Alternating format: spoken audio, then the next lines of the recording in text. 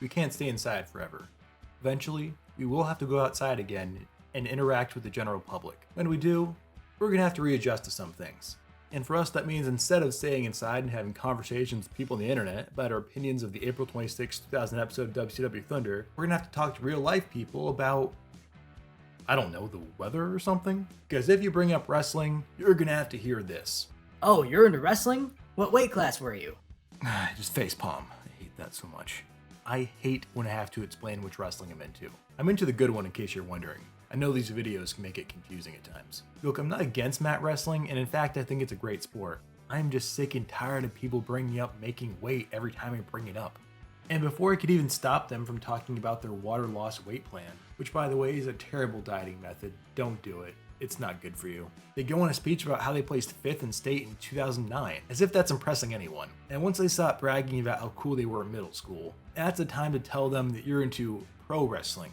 I'm actually in this situation way too much, so I already have a line of dialogue prepared. I tell them, no, I'm into the good wrestling, the WWE John Cena kind that's actually fun to watch. This always gets the point across in a way that these lame people can understand. And yes, I do say that line at least once a week.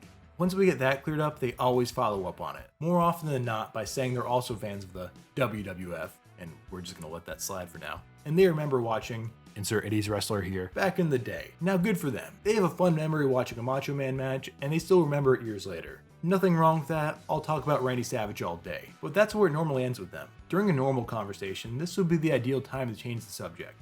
They clearly aren't knowledgeable about the topic, and continuing on the same subject would be pointless. But you weren't talking to the same 5th best amateur wrestler of 2009 that you were talking to 3 minutes ago? No. Now they're basically Dave Meltzer, because you've awakened their 30 minutes of dated wrestling knowledge. So now you get to have a truly in-depth conversation about the current state of sports entertainment, with such riveting topics as, Did you know that some guy used to come to the ring with a live snake? and the always thought-provoking. Who was that one guy who drank all the beer? In my experience, this normally goes on for a while before they run out of half-remembered wrestling trivia and eventually stop talking to you. These people can be annoying.